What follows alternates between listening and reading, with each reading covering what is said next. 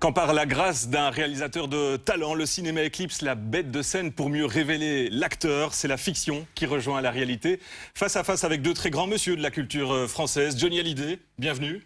Merci beaucoup. Claude Lelouch, merci d'être parmi nous. Le film qui vous réunit, c'est Salaud, on t'aime, qui sort aujourd'hui dans les salles. Enfin, j'ai envie de dire, ce film avec Johnny et Claude Lelouch, parce que c'est une belle aventure, mais qui date, hein. Qui date de 40 ans, hein. Oui, on savait qu'on ferait un vrai film un jour ensemble, parce qu'on avait fait des Scopitone, on avait fait des... Dans l'aventure, c'est l'aventure, il avait fait un petit clin d'œil. 1972. Voilà, mais on savait qu'un jour on ferait un vrai film, et je suis très content qu'on ait attendu si longtemps. Et vous, Johnny? Ben moi, je n'osais plus espérer, hein. Mais c'était un bonheur. En tout cas, ce tournage, c'était un bonheur. Et puis de travailler pour Claude, c'était un vrai bonheur. Parce que, d'abord, Claude adore les acteurs. Et vous savez, c'est un peu comme un chef de famille sur un tournage. Il s'occupe de ses acteurs, de son équipe. On est tous un peu ses enfants, quelque part. Ben on va l'évoquer en voyant dans quelques instants quelques images du making-of du film, du tournage. Salaud, on t'aime réunit une pléiade de grands acteurs, hein. Il y a vous, Johnny, votre ami d'enfance, Eddie Mitchell, Ouais. et puis il y a Sandrine Bonner, délicieuse, bien sûr, dans ce film, Valérie Caprisky, Irène Jacob et j'en passe. En quelques mots, c'est l'histoire d'un homme passionné par son métier et qui, en vieillissant, a le sentiment d'être passé à côté de l'essentiel. Oui, il a le sentiment qu'il s'est trop occupé de son appareil photo et pas assez de ses proches, des gens qui l'aimaient intimement. Et Voilà. il a envie de rattraper le temps perdu. Et il a un copain formidable qui va l'aider à rattraper ce temps perdu avec un très très gros mensonge pour Et on va pas fédérer dévoiler tout. le mensonge Ah, pour bah, surtout pas. tous nos téléspectateurs qui iront sûrement dans les salles dès aujourd'hui pour voir le film. Johnny, vous êtes Kaminski, donc, hein, dans ce film, un photographe de guerre. Là encore, j'ai envie de dire que cet homme qui n'a pas beaucoup vu ses enfants, c'est la fiction qui rejoint la réalité. Ça pourrait être vos vies à tous les deux. Oh, oui, mais enfin, bon, peut-être. Je sais pas, mais... d'abord, j'ai beaucoup moins d'enfants que lui, hein. Ouais. Mais vous en avez 4 comme Kaminski dans le film. Voilà, j'en ai 4 comme Kaminski dans le film. Ouais. Oui. Est-ce que parfois vous vous dites, j'ai pas eu assez de temps pour mes enfants? Quand j'étais plus jeune, oui. Quand j'étais plus jeune, vous savez, d'abord j'étais en tournée très souvent, et puis je ne suis pas occupé de David et de Laura comme j'aurais voulu le faire. Et puis le fait aussi de divorcer avec leur maman et de vivre dans des maisons différentes, c'était moins évident. Là, j'ai la chance d'avoir de nouveau 2 petites filles qui grandissent chez moi et que je vois Jade tous et les Joy. jours. Voilà. Et puis il y a aussi une question d'âge. Je pense que j'ai plus de temps à leur consacrer maintenant, même en faisant le métier que je fais, que je l'avais quand j'avais 20 ans, quoi. Bien entendu. Et vous étiez déjà une star de l'époque des yéyés. Dans le film, votre personnage dit la famille, c'est mes emmerdes préférées. Il y a... Oui, mais ça, c'est une phrase à lui, hein. Ouais, bon, ben, c'est peut-être aussi, je me retourne vers vous, Mais Claude c'est la Lelouch. vérité, c'est la vérité.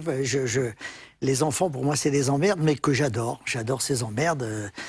J'aime tellement mes enfants qu'en général, ils m'appellent quand ils ont des emmerdes aussi. Vous Moi voyez, aussi, hein, hein, si ça peut c'est te ça. rassurer. Et comme Kaminski dans le film, finalement. Bien sûr.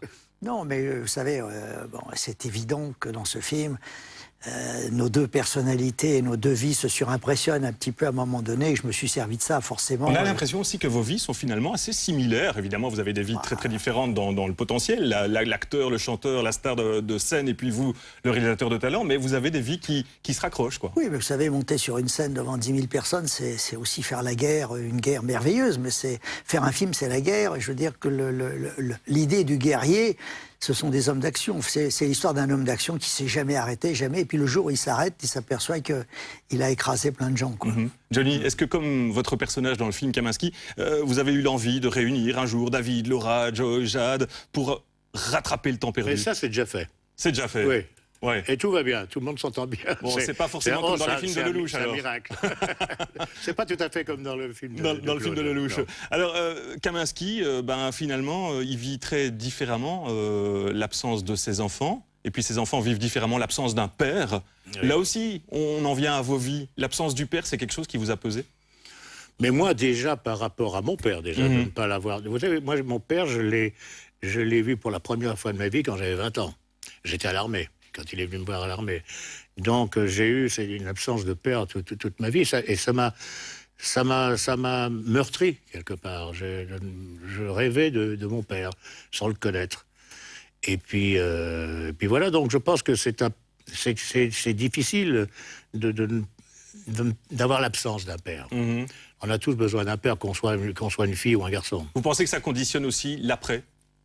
Je pense que la paix en soi, on l'a si on a son père et sa mère. Johnny, Claude Lelouch, parlons du jeu d'acteur. Alors Claude, je me tourne vers vous. La prouesse de Johnny dans ce film, c'est tout de même de faire oublier que c'est une bête de scène, que c'est un chanteur. Oui, mais Johnny est un fabuleux comédien. Moi, je le sais depuis très longtemps. Et d'ailleurs, on avait bien décidé, quand on a travaillé, je lui avais dit, tu sais, on a dans les 5 premières minutes, il faut faire oublier le rocker, quoi. Il faut faire oublier le chanteur. C'est une vraie gueule de cinéma. Mais oui, regardez, c'est une merveille. C'est un roman, c'est un livre, c'est un dictionnaire. Bon, c'est vrai qu'à partir d'un certain âge, nos gueules racontent nos vies. Donc déjà, rien que le fait de filmer la tête de Johnny ou d'Eddie ou de Sandrine, ce sont des gens qui ont déjà écrit une histoire formidable avant même qu'on raconte une histoire. Donc c'est vrai que j'ai attendu longtemps qu'ils soient un peu moins jeunes. Voilà. Qu'il soit prêt à accueillir. Alors, Johnny, à tel point que vous et Eddie Mitchell, dans le film, vous chantez faux tous les deux à un moment. Oui, mais j'en suis fier. Ah, ça, oui. Je crois que c'est la première fois que Johnny peut dire qu'il est fier de chanter faux. Oui, on s'est du mal, hein. Claude Lelouch, en quoi Johnny, la bête de scène, est aussi une bête de plateau? C'est un type qui a un cœur gros comme ça. Si les gens l'aiment autant, c'est parce qu'ils savent qu'ils aiment sa vérité. Je veux dire, il est authentique. Il est authentique, et cette authenticité, le public s'y trompe pas. Je veux dire que le public n'aime pas les bluffeurs, les tricheurs.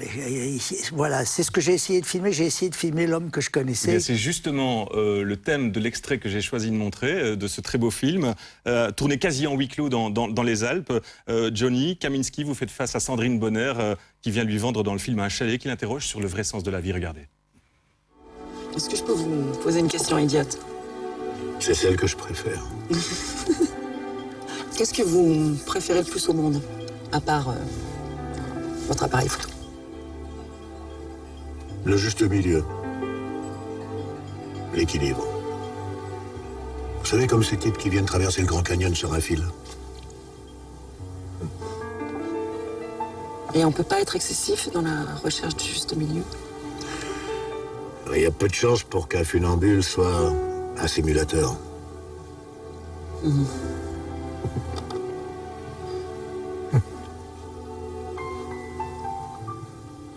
Je vais tout faire pour ne pas tomber amoureuse de vous.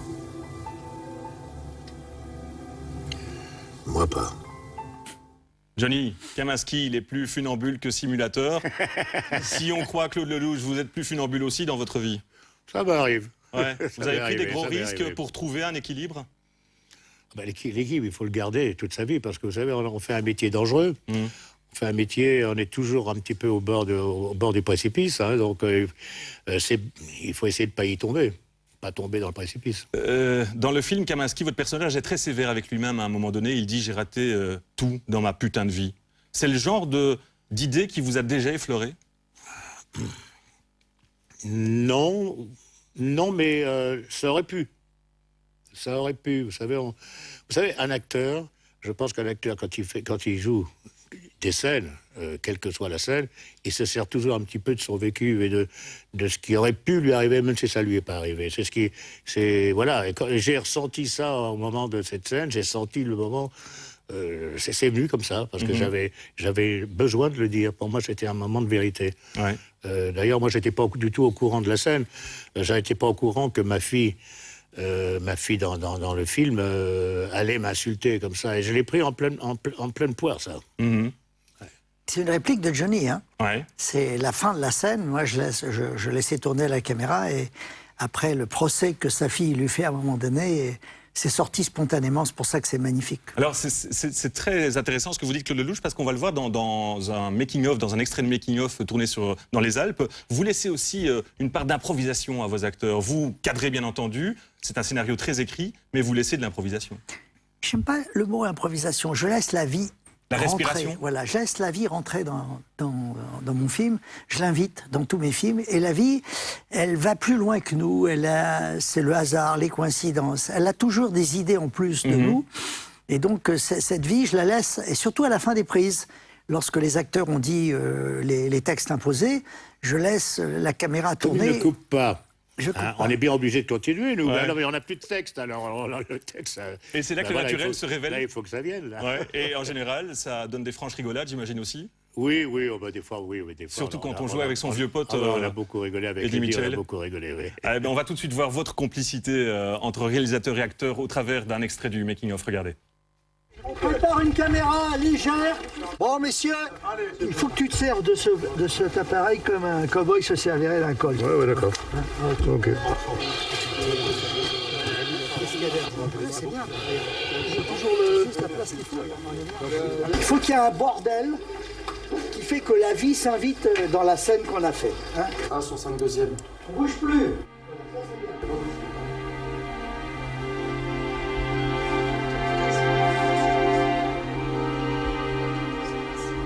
Alors, je vous laisse partir. Vous avez... Toi, tu sers, prenez, etc. Le Ruf, Isabelle, vous créez l'ambiance habituelle. On est dans une scène d'improvisation totale. Encore une fois, la musique va être plus importante. Et s'il y a des choses extraordinaires dans le dialogue, je pourrais les prendre. D'accord? Donc on part en vrille. La vie, elle est comme ça, tu vois. Rien n'est en place. Allez, on y va en place! Johnny Claude, vous êtes souvent parti en vrille dans la vie? Sur le tournage, oui, ça nous Ouais. est arrivé. Oui, Ouais. oui. À un moment donné, on... Oui, et puis vous savez, au cinéma, c'est formidable parce qu'on peut prendre tous les risques, puisque si c'est mauvais, on coupe au montage. Hein. Donc, c'est pas du théâtre. Au théâtre, c'est plus carré. On là. n'est pas sans filet. Oui, non, mais c'est vrai que... Non, puis j'avais pas envie de les quitter. J'étais heureux. J'ai créé une famille de cinéma, j'ai créé une vraie famille. Et puis je sentais qu'ils étaient bien, qu'ils étaient heureux, que le film les amusait. Donc je dis, si ça les amuse, on va amuser les autres. Johnny, Claude Lelouch a dit tout le bien qu'il pensait de vous en tant qu'acteur et vous en tant que réalisateur. Qu'est-ce que vous pensez de Lelouch, vous qui avez quand même tourné une vingtaine de films, 23 je pense, avec Robert Hossein, avec Godard, Costa Gavras et j'en passe. Qu'est-ce que vous pensez de Lelouch? Eh ben, simplement, c'est qu'il sait filmer les gens, il sait filmer les paysages.